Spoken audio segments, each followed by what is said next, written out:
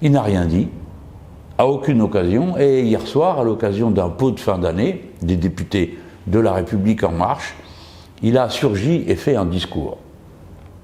On peut beaucoup se poser de questions sur cette façon de procéder. Mais on s'en pose d'autant plus qu'il y avait autour de lui quelques-uns des principaux personnages de l'État. Le président de l'Assemblée nationale, qui applaudissait certes mollement, mais qui applaudissait. La ministre de la Justice, alors que vont être évoquées devant elle des questions judiciaires qui relèvent de son autorité. Alors c'est la même femme qui était présente à l'Assemblée nationale et qui disait « moi je ne peux m'exprimer sur rien parce que il y a des instructions judiciaires qui sont en cours ». Et combien d'autres qui sont là sur les images, si vous les regardez, autour du président de la République qui prend la parole et fait un discours. C'est donc un discours de pot de fin d'année qui nous permet de savoir ce que le chef de l'État pense. Ça aussi, c'est pas banal. Ça manifeste tout de même un mépris incroyable, non seulement pour le reste de la représentation nationale, mais aussi pour les citoyens. Comme on est dans la confusion la plus complète à ce moment-là, on a pu voir des membres de la commission qui enquêtent sur les événements être devant le chef de l'État, qui refuse de venir en audition devant la commission, entendre des mises en cause, dont celle du Parlement, dont ils sont membres, et entendre des compliments faits à M. Alexandre Benalla, jusqu'au point que le public qui se trouve là se met à l'applaudir. Et tout ça, sans que personne dans cette salle, de grands défenseurs de la morale, de la séparation des pouvoirs, eux qui nous ont donné toutes les leçons du monde sur la manière moderne et nouvelle de faire fonctionner la politique, ne sentent qu'il est en train de se livrer au plus malsain et au plus vil des copinages. C'est par copinage que tout ce monde applaudit, est d'accord et s'enthousiasme à l'audition de celui qui se présente à cet instant comme un chef de bande, davantage que comme un président de la République. Au demeurant, que dit-il? Ce que les auditions démontraient d'heure en heure. Il dit « le seul responsable de cette affaire, c'est moi, et moi seul, dit-il, avant de déclarer à Bleur et Fanfaron, s'ils veulent un responsable, c'est moi, et qu'ils viennent me chercher. » Venir vous chercher, monsieur le président de la République? Oui, pourquoi pas? Dites-nous où on doit aller vous chercher. Ceci est une rodomontade qui n'a aucune réalité.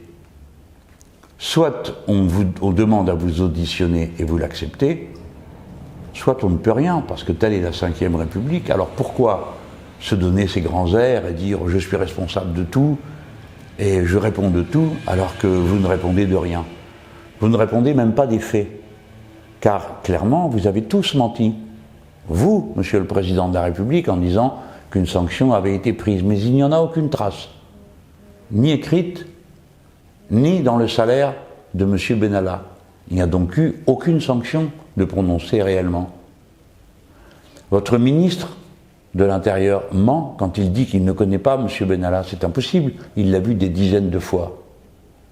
Et chacun à tour de rôle s'est déchargé sur le suivant. Et vous le premier, parce que quand vous dites « je ne me décharge pas » sur des collaborateurs, c'est pourtant ce que vous êtes en train de faire. Vous vous déchargez sur les autres parce que les autres, on peut les auditionner. Les autres peuvent être traduits en justice. Pas vous. Vous le savez. Vous vous déchargez sur eux. Par conséquent, le comportement qu'a eu le président de la République hier soir est tout à fait inacceptable. Nous sommes dans un régime de démocratie parlementaire et de présidentialisme, très présidentialiste. Il faut respecter les formes. Tout ça n'est pas un jeu vidéo. Tout ça n'est pas un feuilleton dans lequel les personnages entrent par une porte, sortent par l'autre, comme au théâtre de boulevard. Et pourtant, c'est ce qu'ils sont en train de faire tous. À cette heure, j'estime que le président devrait être à l'honneur et au respect de l'institution parlementaire de se présenter pour une audition devant la commission des lois de l'Assemblée nationale, puisque nous sommes nombreux à le demander, pour qu'il assume les décisions qu'il a prises. Pour ma part, en écoutant ceux qui sont venus, je suis dorénavant convaincu d'au moins une chose.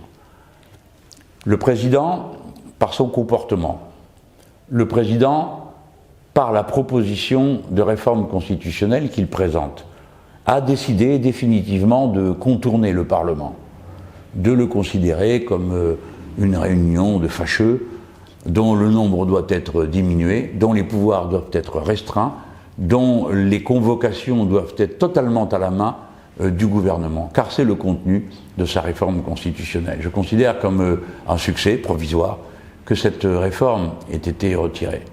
Je suis convaincu qu'à l'Élysée, ils organisaient, sans aucun doute sur la question, un nouveau service de sécurité du président de la République qui aurait fonctionné comme une entité à part, avec un corps particulier de fonctionnaires et de contractuels, puisque M. Benalla était un contractuel, et que dans cette organisation, Alexandre Benalla et quelques autres personnages qui ne sont pas des fonctionnaires de police ni des gendarmes jouaient un rôle essentiel, tant et si bien qu'ils ont fini par se comporter comme si ce service existait déjà, comme s'ils en étaient déjà les chefs, sans se rendre compte que tout ça n'avait aucune espèce de réalité administrative, ni aucune légitimité politique.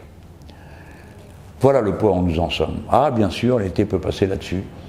Le Tour de France reprendre la une de l'actualité, les faits divers revenir devant. Mais la blessure dont est dorénavant affligée notre République, elle, ne cicatrisera pas si vite. Voilà, je vous ai dit ces choses parce que, au moment même où je vous parle, j'apprends que, imitant le style de leur grand chef, dorénavant, tous les chefs intermédiaires et cheffaillons de la République en marche se comportent comme lui. Tout à l'heure, nous avons vu la présidente de la commission des lois et les autres membres de cette commission, qui sont aussi membres de la République en marche, tenir une conférence de presse séparée dans laquelle cette présidente annonce qu'en gros, la commission d'enquête a terminé son travail, qu'elle ne recevra pas celui-ci, qu'elle n'entendra pas celui-là, mais qu'elle va réentendre celui-ci et celui-ci. Tout ça est inacceptable, nous ne sommes pas un décor, ils ne sont pas tout seuls, c'est pas à eux de décider seuls de ce qui se fera et ne se fera pas. On voit bien à quoi ils veulent tous arriver, éteindre l'affaire. Le président a parlé dans son pot de fin d'année avec ses copains. Vous avez vu derrière lui ranger tous les personnages de l'État, le Premier ministre, le président de l'Assemblée nationale, la garde des Sceaux, etc., le président du groupe. Et cette bande a décidé que l'affaire était close et elle est en train de la fermer partout où elle le peut. Ce ne sera pas le cas ici à l'Assemblée nationale, car nous ne laisserons pas faire. Je ne sais pas quel sera le succès de nos interventions. Peut-être que vous entendrez dire que nous profitons des circonstances. Mais si nous ne le faisions pas, si nous n'intervenions pas comme nous le faisons, mais c'est vous qui seriez en droit de dire « mais qu'est-ce que vous faites? On ne vous a pas élu pour dire oui. On ne vous a pas élu pour approuver tout ce qui se présente et vous taire quand on vous dit de vous taire. » Nous ne nous tairons pas. Nous finirons par avoir le dernier mot, c'est-à-dire que cette réforme constitutionnelle ou bien ne se fera pas, ou bien sera présentée au peuple français tout entier. Nous aurons le dernier mot, parce que la commission d'enquête, si ce n'est celle de l'Assemblée, parce que la République en marche aura réussi à la juguler et à la bâillonner, ce sera celle du Sénat qui fera connaître la vérité. Tous ceux qui croient qu'ils peuvent contourner le Parlement et le peuple se sont toujours trompés dans notre histoire, et vous allez en avoir une nouvelle démonstration. Ayons à cœur notre République, et vous verrez, elle sera bien défendue.